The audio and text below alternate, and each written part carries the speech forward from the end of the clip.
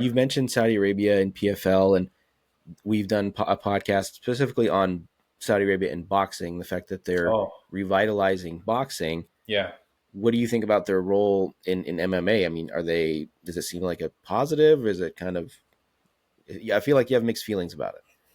I don't know, man. I don't know what the deal is with the whole money thing and the investment. Like I don't know how that all works, you know? I don't know that having the event in Saudi Arabia does that what do you think that results in?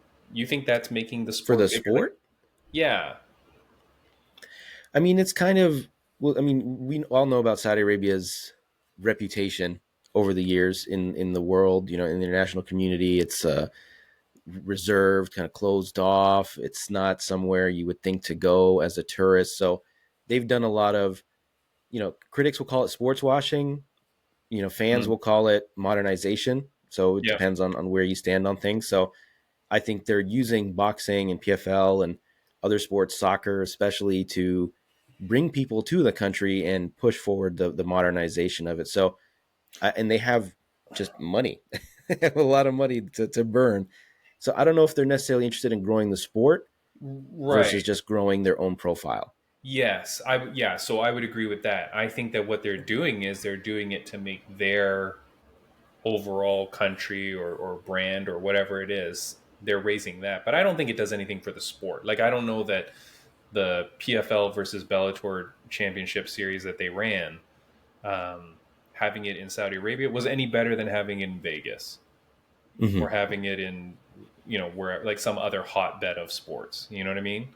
I don't know that Yeah, it does yeah. anything for the sport. And in reality, are the Saudi Arabian fans that like vested in that sport? Like, I don't know that the crowd wouldn't be crazier in Vegas where people legitimately know who all these people are there because they are diehard fans. And then the other thing I think about is like if you're a UFC fighter or whatever, you're normally allowed to have like you get like a few tickets, right? If you're going to Saudi Arabia, I doubt, Joe from Alabama is bringing his, friends and True. cousins to Saudi Arabia.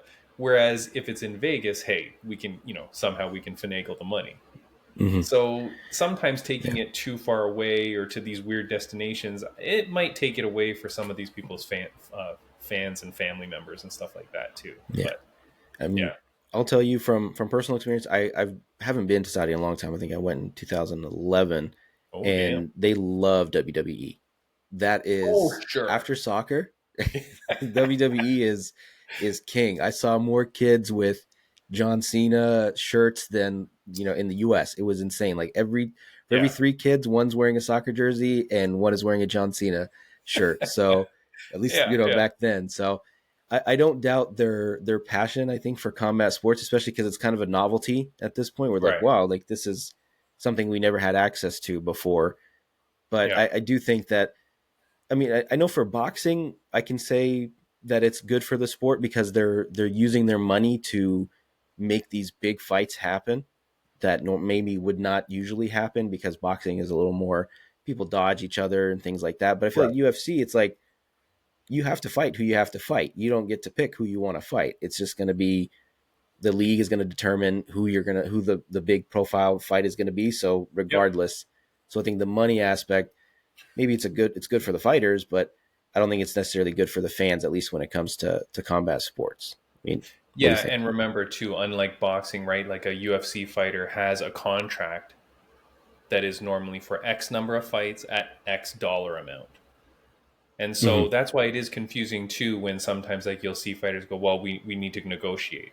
And then I'm like, negotiate what? Your contract already says how much you get paid.